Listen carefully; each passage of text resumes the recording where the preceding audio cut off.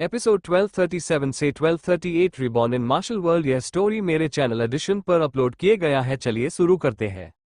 ORR हाँ, like comment share करना ना भूले और सब्सक्राइब कर लो। डेली एपिसोड अपलोड होगा, ऐप टू मेज करो गाइस। सम्राट अजिंक्य और दक्ष जमीन पर पड़े थे। सम्राट अजिंक्य की चोटें और भी ज्यादा गंभीर थी। दक्ष के अंग भी घायल हो गए थे। वे थंडर सम्राट को पूरी तरह से मारने में भी कामयाब नहीं हुए थे। दुर्भाग्य से एक और हमला और वे उसे मारने में कामयाब हो जाते, लेकिन कम से कम वे अभी खतरे से बाहर थे। शिक्षक, क्या आप ठीक हैं? दक्ष ने सम्राट अजिंक्य से पूछा। मैं ठीक हूं, चलो वापस चलते हैं, सम्राट अजिंक्य ने मुस्कुराते हुए कहा। फिर उन्होंने कहा, दक्ष, तुमने पहले ही बहुत बढ़िया काम किया है। वो भागने में सफल रहा क्योंकि उसकी आत्मा विंध्याचल के कई निम्न स्तरीय सम्राटों से ज्यादा मजबूत है। मैंने ब्रह्मांडीय ऊर्जा का इस्तेमाल करके उसके भौतिक शरीर को नष्ट कर दिया, लेकिन उसकी आत्मा को नहीं।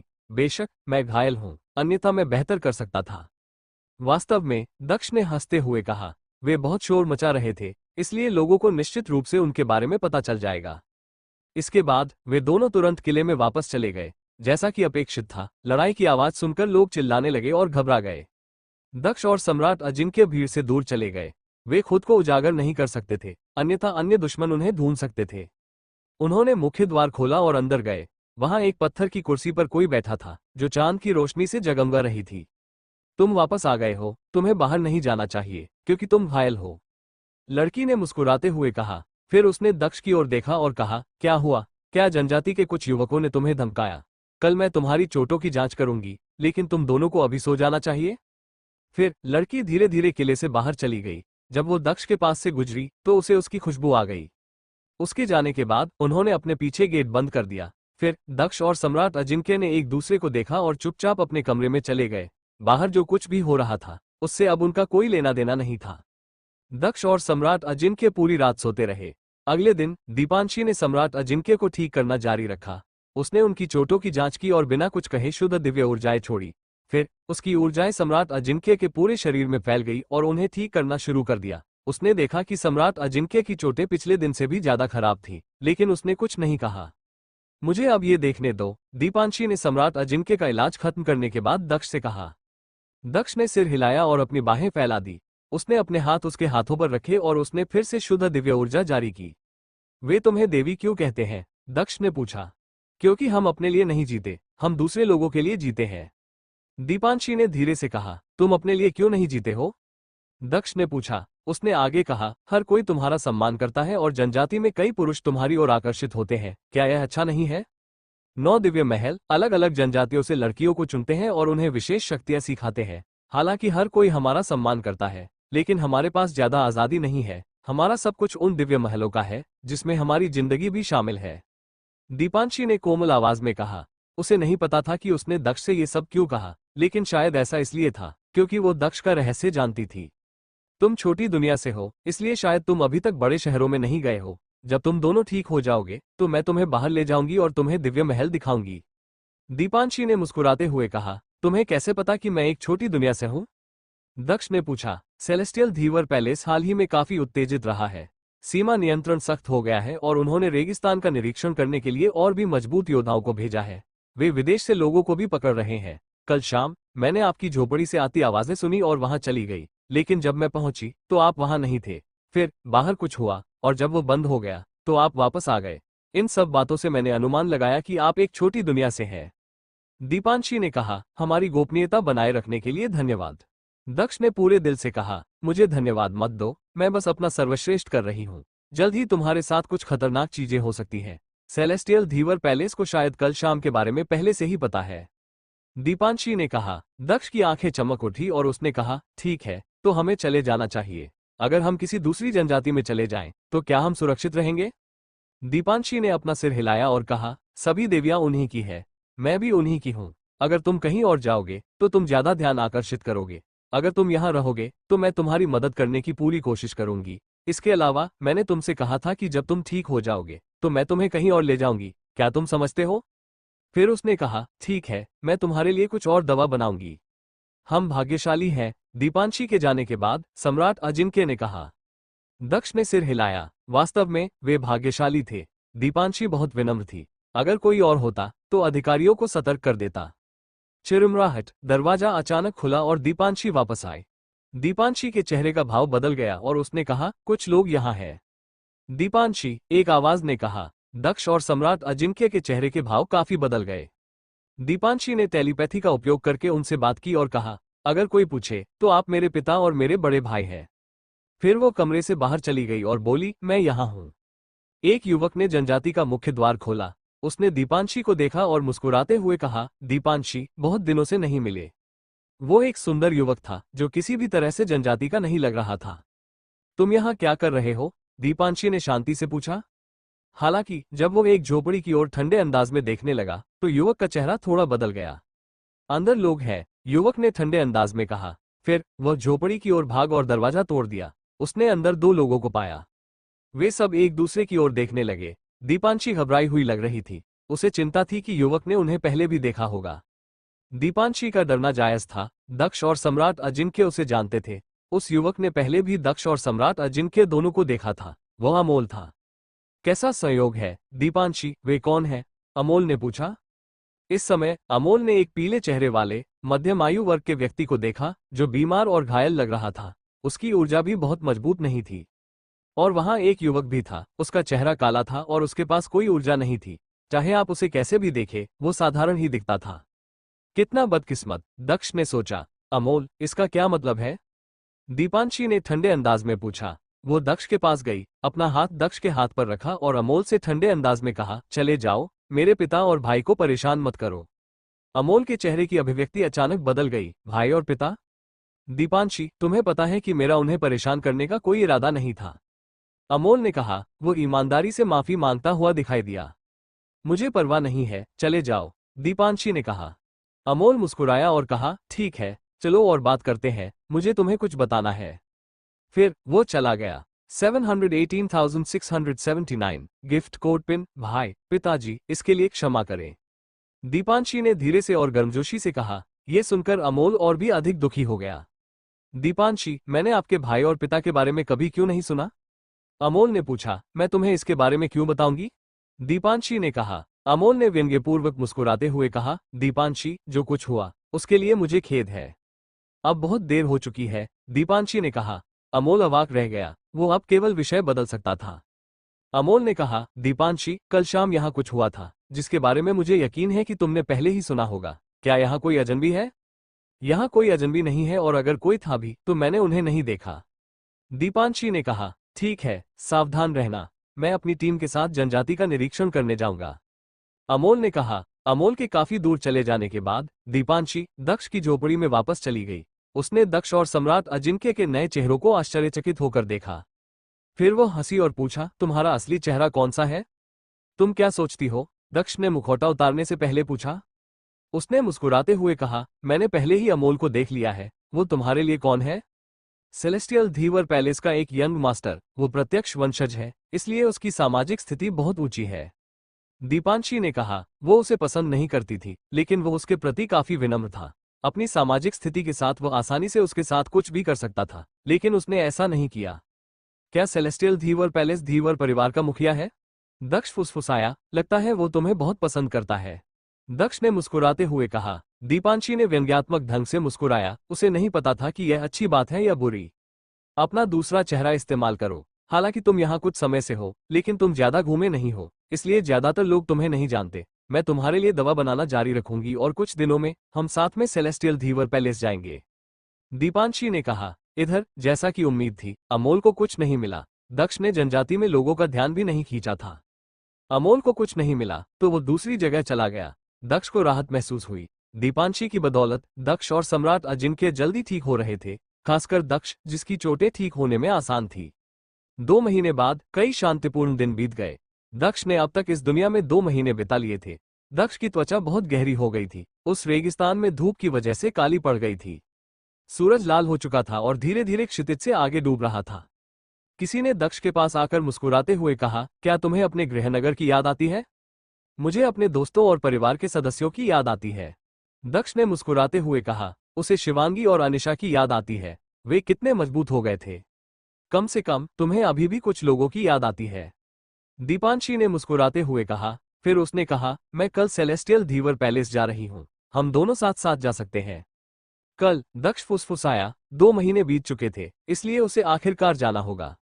यदि सेलेस्टियल धीवर पैलेस धीवर परिवार का समर्थन है और सम्राट धर्वेश छोटी दुनिया में धीवर परिवार का नेता है, तो धीवर परिवार केवल एक उपसमूह होना चाहिए। दक्ष ने सोचा, अमोल जनजाति का निरीक्षण करने के लिए आया था, इसलिए बड़ी दुनिया में सेलेस्टियल धीवर पैलेस कितना मजबूत था। दीपांशी, हम महान दुनिया की सीमा पर हैं और हम यहाँ से छोटी दुनिया में जा सकते हैं। 9 दिव्य महल वास्तव में कितने मजबूत हैं? दक्ष ने पूछा। उसे दिव्य महलों के बारे में कुछ नहीं पता था, क्योंकि वे जा रहे थे, इसलिए उसे थोड़ा और जानने की जरूरत थी। छोटी दुनिया से जुड़ने वाली जगह इस विशाल रेगिस्तान में है। प्रत्येक शहर का नाम एक शक्तिशाली समूह के नाम पर रखा गया है। उदाहरण के लिए, सेलेस्टियल धीवर पैलेस का नाम सेलेस्टियल धीवर पैलेस के नाम पर रखा गया है। दीपांशी ने दक्ष से कहा। उसने आगे कहा, 9 दिव्य महल 9 महान शहरों का भी निर्माण करते हैं। सेलेस्टियल धीवर पैलेस उनमें से एक है। वे कुछ छोटी दुनियाओं को भी नियंत्रित करते हैं, जिन तक आप रेगिस्तान से पहुंच सकते हैं। सेलेस्टियल धीवर पैलेस, सेलेस्टियल नागल पैलेस और पनिशिंग थंडर्स का सेलेस्टियल पैलेस पहले से ही 10,000 वर्षों से छोटी दुनिया को नियंत्रित कर रहे हैं। पनिशिंग थंडर्स का सेलेस्टियल पैलेस, सेलेस्टियल नागल पैलेस, सेलेस्टियल धीवर पैलेस। दक्ष ने कहा। दक्ष को अचानक बहुत कुछ समझ में आ गया। चूंकि धीवर परिवार सेलेस्टियल धीवर पैलेस से संबंधित था, इसलिए सेलेस्टियल नागल पैलेस नागल परिवार से संबंधित होना चाहिए, क्योंकि दोनों ही इंपीरियल असैसिन यूनियन के सदस्य थे। पनिशिंग थंडर सेलेस्टियल पैलेस के बारे में दक्ष उस दूत के बारे में सोच रहा था जो पनिशिंग थंडर हॉटसूत्र को जानता था। 10,000 साल क्यों? दक्ष ने पूछा। छोटी दुनियाओं पर नियंत्रण करना बेहद फायदेमंद है। कुछ व्यवस्थाएं हैं, मुझे विवरण नहीं पता, लेकिन मुझे पता है कि हर 10,000 साल में वे ये देखने के लिए लड़ते हैं कि छोटी दुनिया पर नियंत्रण कौन करेगा। इसके अलावा ऐसा लगता है कि वे 10,000 साल पहले ही बीत चुके हैं, इसलिए छोटी दुनिया के नेता फिर से बदल जाएंगे। दीपांशी ने कहा। दक्ष को समझ में आ गया कि छोटी सी दुनिया में जो कुछ भी हो रहा था, उसका संभवतः उससे कुछ लेना देना है। अब तुम्हें समझ में आया कि वे लोग तुम्हें क्यों ढूंढ रहे हैं? दीपांशी ने विनम्रता से कहा। उसे उस पर दया आ गई। वो एक डॉक्टर थी, जिसे देवी कहा जाता था, जिसे कोई आजादी नहीं थी। वो उन्हीं लोगों के नियंत्रण में थी जो छोटी दुनिया को नियंत्रित करते थे। वे सभी प्रभावशाली समूहों के मोहरे की तरह थे। 9 दिव्य महलों के अलावा अन्य समूह ये तय नहीं कर सकते कि अगला नेता कौन होगा। इस दुनिया में केवल ताकत मायने रखती है। दिव्य महलों के अलावा रेगिस्तान में कई डरावने शहर भी हैं। वे सभी एक ही जगह से संबंधित है, ड्रैगनरीज माउंटेन। दीपांशी ने कहा। महान ड्रैगन सम्राट ने ड्रैगनरीज माउंटेन की स्थापना की थी। आमतौर पर वे बाहरी दुनिया से संबंधित मामलों में शामिल नहीं होते। यह एक पवित्र साधना स्थल की तरह है। ड्रैगनरीज माउंटेन में साधना करने वाले लोग दुर्लभ हैं, लेकिन सिद्धांत रूप में कोई भी वहां जा सकता है, जिसमें दिव्य महल के लोग भी शामिल हैं। सेलेस्टियल वर्धन पैलेस का एक शिष्य ड्रैगनरिज माउंटेन पर गया था, इसलिए अफवाहों के अनुसार सेलेस्टियल वर्धन पैलेस फिर से छोटी दुनिया पर नियंत्रण हासिल कर सकता है। दीपांशी ने कहा। दक्ष फिर से हैरान था। विंध्याचल के मध्य भाग से वर्धन परिवार और सेलेस्टियल वर्धन पैलेस। दीपांशी, 10,000 साल पहले सेलेस्टियल वर्धन पैलेस ने छोटी दुनिया को नियंत्रित किया था और बाद में सेलेस्टियल नागल पैलेस और फिर सेलेस्टियल धीवर पैलेस ने उन पर नियंत्रण कर लिया। दक्ष ने पूछा। दीपांशी, 10,000 साल पहले सेलेस्टियल वर्धन पैलेस ने छोटी दुनिया को नियंत्रित किया था और बाद में सेलेस्टियल नागल पैलेस और फिर सेलेस्टियल धीवर पैलेस ने उन पर नियंत्रण कर लिया। दक्ष ने पूछा। वास्तव में 9 दिव्य महल छोटी दुनिया के संतुलन को नहीं तोड़ सकते, चाहे नियंत्रण में कोई भी हो। वे ऐसा नहीं कर सकते क्योंकि इसका नियंत्रकों पर प्रभाव पड़ेगा। नियम हमेशा से रहे हैं, लेकिन पिछली बार मैंने अपने शिक्षक को ये कहते हुए सुना था कि इस बार कुछ चीजें काफी हद तक बदलने वाली है। दीपांशी ने कहा। कोई आश्चर्य नहीं कि वर्धन परिवार इतना रहस्यमय है। वे धीवर परिवार और नागल परिवार की तरह है। वे भी वॉचर्स के रूप में दुनिया के एक हिस्से को नियंत्रित करते हैं। शायद अगले 10,000 सालों में ये छोटी सी दुनिया उनकी हो जाएगी। दक्ष ने सोचा। हत्यारों ने वॉचर्स को अस्तित्व में रहने दिया क्योंकि उन्हें छोटी दुनिया के संतुलन का सम्मान करना था। ऐसा इसलिए भी था क्योंकि उन्हें नहीं पता था कि अगला नियंत्रक कौन होगा। संतुलन के बिना वॉचर्स बहुत पहले ही नष्ट हो गए होते। दीपांशी, हमारी मदद करने के लिए बहुत बहुत धन्यवाद। दक्ष ने कहा। आप अभी पूरी तरह से ठीक नहीं हुए हैं, इसलिए आपको जल्दी आराम करना चाहिए। दीपांशी ने जाने से पहले मुस्कुराते हुए कहा। दक्ष काफी देर तक बैठा रहा, फिर वह अपनी झोपड़ी में वापस गया और सम्राट अजिंक्य को वह सब बताया जो दीपांशी ने उससे कहा था। अगले दिन सूरज आसमान में ऊंचा था और बहुत गर्मी थी।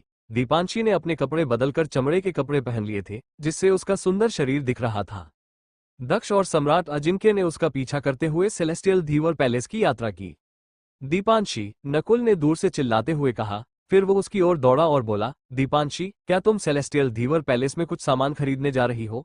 अगर हाँ, तो मैं तुम्हारे साथ आ रहा हूँ।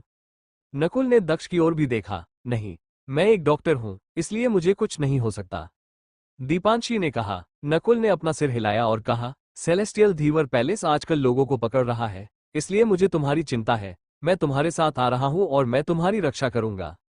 नकुल वास्तव में सही था, इसलिए दीपांशी ने सिर हिलाया और कहा, ठीक है, तो फिर आओ। इसके बाद वे सभी उड़ गए। नकुल के साथ 2 और लोग थे। वे 6 लोग कई जनजातियों के ऊपर से उड़े, वास्तव में सैकड़ों जनजातियां। प्रत्येक जनजाति एक शहर की तरह दिख रही थी, कुछ तो कुनलुन से भी बड़ी थी। आखिरकार वे एक बड़े शहर के पास पहुंच गए। ये पहली बार था जब दक्ष ने इस दुनिया में आने के बाद से एक असली शहर देखा था। यहाँ इमारतें बहुत बड़ी, ऊंची और हजारों मीटर ऊंची थीं। अभी छोटी दुनिया में कुछ चीजें चल रही हैं, इसलिए आप उड़कर अंदर नहीं जा सकते। इसके बजाय आपको ये साबित करते हुए गेट से गुजरना होगा कि आप एक जनजाति से हैं, दीपांशी ने कहा। हालांकि आपको इसके बारे में चिंता करने की जरूरत नहीं है, मैं एक डॉक्टर हूं और आप मेरे साथ हैं, दीपांशी ने कहा। चलो चलें, दीपांशी ने गार्ड की ओर चलते हुए कहा।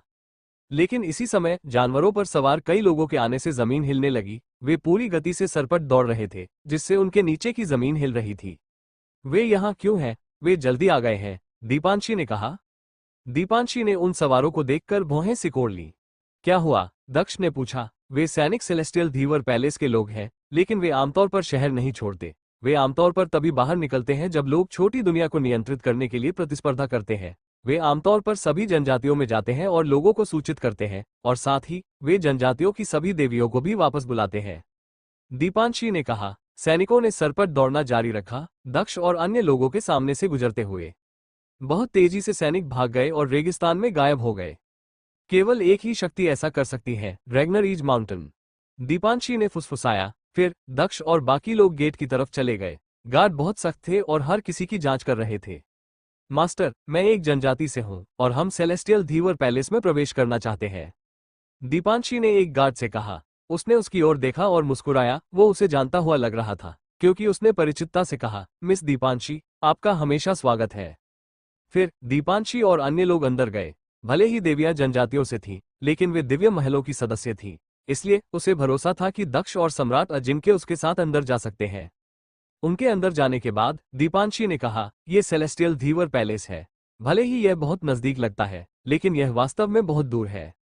दक्ष ने विस्मय से विशाल और प्राचीन महल को देखा। ऐसे महल को नष्ट करना निश्चित रूप से एक शानदार शो होगा। 9 दिव्य महल शक्ति के त्रिपक्षीय संतुलन का प्रतिनिधित्व करते हैं, जिसके बीच में एक बफर जोन है। हम अब उस बफर जोन में जा रहे हैं। वहां उनका सबसे अच्छा बाजार है। आप वहां निश्चित रूप से कुछ भी पा सकते हैं, दीपांशी ने कहा। दक्ष ने सिर हिलाया। मैंने सुना है कि कई साल पहले 9 महल एक हुआ करते थे और धीरे धीरे शक्तिशाली योद्धा उभरे और उन्होंने शहर को विभाजित कर दिया। बेशक ये बहुत बहुत समय पहले की बात है, इसलिए हम नहीं जान सकते कि यह सच है या नहीं। यदि आप बफर जोन को पार करते हैं तो आप 9 महान दिव्य महलों को छोड़ देंगे और ड्रैगनरीज माउंटेन के किसी दूसरे शहर में पहुंच जाएंगे, दीपांशी ने कहा। दीपांशी बहुत बातें कर रही थी। वो एक मार्गदर्शक होने का नाटक कर रही थी, लेकिन वह वास्तव में दक्ष को बता रही थी कि अगर उसे जरूरत हो तो कैसे निकलना है। दीपांशी, हम इतनी दूर क्यों जाएंगे? हम सेलेस्टियल धीवर पैलेस में एक बाजार पा सकते हैं, यही काफी होगा, नकुल ने उसके पीछे से कहा। वो दक्ष से बात करती रही, इसलिए नकुल को जलन हो रही थी। इसके अलावा सेलेस्टियल धीवर पैलेस एक विशाल जगह थी। बफर जोन तक जाने में बहुत समय लगेगा। मैं वहां कभी नहीं गई, इसलिए मैं वास्तव में इसे देखना चाहती हूँ, दीपांशी ने कहा। नकुल अवाक रह गया, इसलिए उसने गुस्से से दक्ष की ओर देखा। दीपांशी उसके साथ इतना अच्छा क्यों व्यवहार कर रही थी? क्या 2 महीने साथ रहने के बाद वे प्यार में पड़ गए थे? सौभाग्य से वह विदेशी जल्द ही जाने वाला था। वो दीपांशी को दूर नहीं ले जा सकता। क्या आप कभी बफर जोन में नहीं? दक्ष ने आश्चर्य से कहा। क्या यह अजीब है? जनजातियों के कई लोग मेरे जैसे हैं। सेलेस्टियल धीवर पैलेस के ज्यादातर लोग भी इस जगह को कभी नहीं छोड़ते, दीपांशी ने कहा। दक्ष ने पूछा, क्या उस जगह पर शक्तिशाली कीमियागर या डॉक्टर नहीं है? वो अभी भी सम्राट अजिनके के बारे में चिंतित था। मैं तुम्हें इसके बारे में बताने जा रही थी। 9 महान दिव्य महलों में मेडिसिनल किंग्स पैलेस नामक एक शक्तिशाली समूह है और उनके पास कुछ बहुत शक्तिशाली डॉक्टर हैं। हालांकि उनके द्वारा देखा जाना मुश्किल है, दीपांशी ने कहा। वे एक ही समय पर चल रहे थे और बात कर रहे थे। दीपांशी ने दक्ष को महान दुनिया के बारे में कई बातें बताईं, जिसमें 9 महान दिव्य महलों के स्थान भी शामिल थे। उसने उसे विचारशीलता के महान दिव्य महल और उनके मजबूत योद्धाओं के बारे में भी बताया, जिन्होंने स्वर्ण पवित्र ऊर्जा कौशल में महारत हासिल की थी। जब उसने उसे ये बताया तो दक्ष ने तुरंत दो लोगों के बारे में सोचा, नीरज और लक्षित। हालांकि सेलेस्टियल धीवर पैलेस दुनिया के किनारे पर बसा एक शहर था, लेकिन दक्ष को इसकी इमारतें आश्चर्यजनक और डरावनी लगी। शहर को पार करके बफर जोन तक पहुंचने में उन्हें पूरा दिन लग गया। उन्हें दिन के कुछ समय में भागना भी पड़ा। अंत में दक्ष बफर जोन में पहुंच गया। ये सेलेस्टियल धीवर पैलेस से भी बड़ा था और वहां और भी ज्यादा लोग थे। हालांकि दीपांशी वहां कभी नहीं गई थी, लेकिन उसने इसके बारे में सुना था, खासकर बाजार के बारे में। इमारतें शानदार और भव्य थीं। दक्ष ने छोटी दुनिया में कई अनमोल पवित्र हथियार देखे थे, लेकिन वहां वे बहुत ज्यादा थे। यहां तक कि उच्च स्तरीय पवित्र हथियार भी थे, जिन्हें देखकर दक्ष अवाक रह गया। श्रीमान, वो टूटा हुआ कांसे का टुकड़ा क्या है? दीपांशी ने एक विक्रेता से पूछा। कांस्य का टूटा हुआ टुकड़ा? मिस, मुझे यह इमोर्टल्स की अनंत गुफा से मिला है। क्या आप इसे नहीं जानती? ये शाश्वत आकाशीय सम्राट की गुफा है। बहुत समय पहले हर कोई उसकी प्रशंसा करता था। बूढ़े व्यक्ति ने कहा, जो अपनी लंबी दाढ़ी खुजला रहा था।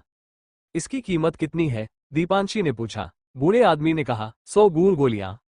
दीपांशी, यह एक धोखा है। चलो चले। नकुल ने अपनी आंखें घुमाते हुए कहा। क्या बूढ़े आदमी को लगता था कि वो मूर्ख है? वो तो बस पीतल का एक टूटा हुआ टुकड़ा था। छोटे लड़के, बकवास मत करो। क्या तुम जानते हो कि शाश्वत आकाशीय सम्राट कौन है?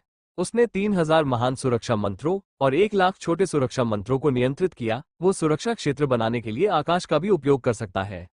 बूढ़े आदमी ने कहा। नकुल ने अपनी आंखें घुमाई, लेकिन सम्राट का उस कांस्य के टुकड़े से क्या लेना देना था? दीपांशी ने अपना सिर हिलाया और चली गई। वैसे भी यह बहुत महंगा था। चलो चले, दीपांशी ने दक्ष से कहा। उसने कहा, मुझे बस यह एहसास हुआ कि वो वस्तु अलग थी, लेकिन जब मैंने उसे छुआ तो कुछ नहीं हुआ। दक्ष ने कंधे उचका दिए। कीमत बहुत ज्यादा थी। अरे रुको, बूढ़े आदमी ने दक्ष से कहा। उसने कहा, तुम्हारी गर्लफ्रेंड को ये पसंद है, तो क्या तुम उसके लिए इसे नहीं खरीदोगे? यहाँ तक कि 10 गूढ़ गोलियां भी ठीक रहेंगी। मैं तुम्हें गारंटी देता हूं कि यह शाश्वत आकाशीय सम्राट की वस्तुओं में से एक है। इस पर खुदे हुए 2 शब्दों को देखो।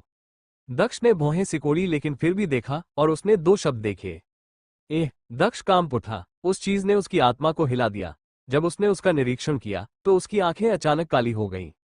दक्ष की प्रतिक्रिया ने दीपांशी और अन्य लोगों को रोक दिया। नकुल अभी भी दुखी दिख रहा था। आश्चर्यजनक रूप से बूढ़े व्यक्ति ने सोचा कि दीपांशी दक्ष की प्रेमिका थी।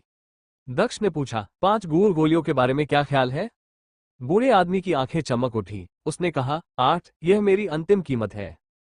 ठीक है, तो फिर इस बारे में भूल जाओ। दक्ष ने बूढ़े आदमी पर कांस्य प्लेट फेंकते हुए कहा। ठीक है, 5, ये सौदा हो गया। बूढ़े आदमी ने हताश होकर कहा। दक्ष ने कांस्य प्लेट वापस ले ली और बूढ़े आदमी को 5 गूढ़ गोलियां दी।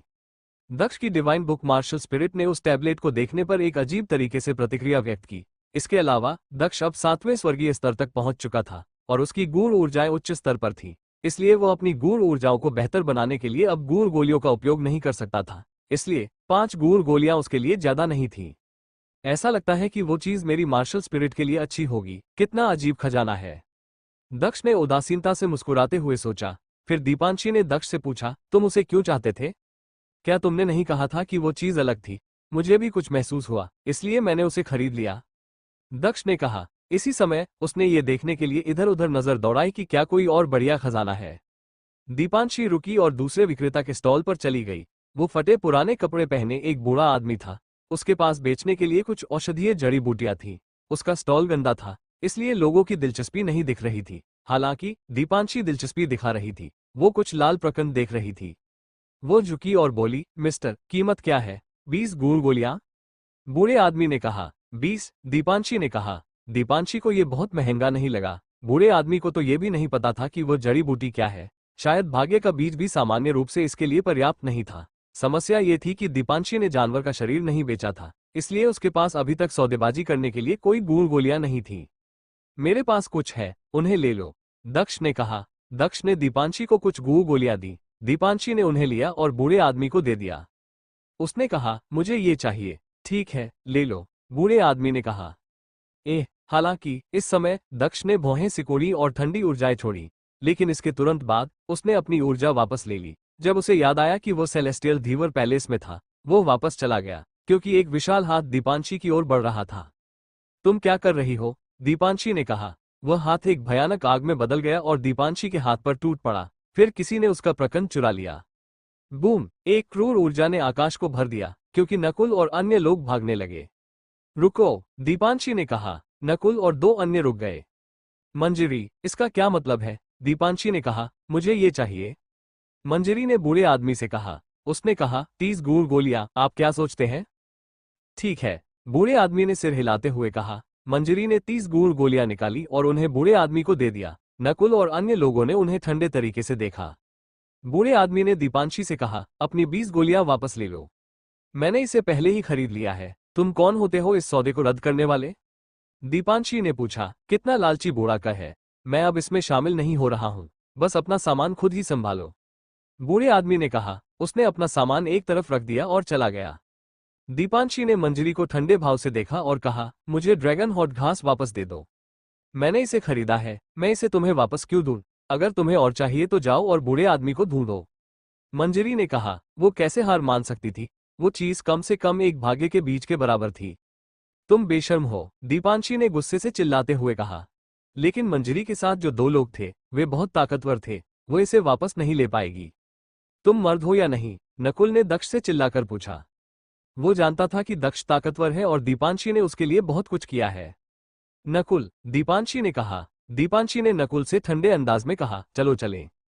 फिर वह पलटी और चली गई। उसने दक्ष की तरफ देखा तक नहीं, जिससे उसे और भी ज्यादा अपराध बोध हुआ। ये सच था कि उसने उसके लिए बहुत कुछ किया था। बूम! अचानक एक तीर चला, जिससे वातावरण हिल गया। इसके तुरंत बाद नकुल के बगल में खड़े 2 लोग भयानक चीखें मारते हुए धीरे धीरे मर गए। To be continue. अब आगे क्या होने वाला है? क्या दक्ष मंजरी से ड्रैगन घास ले पाएगा?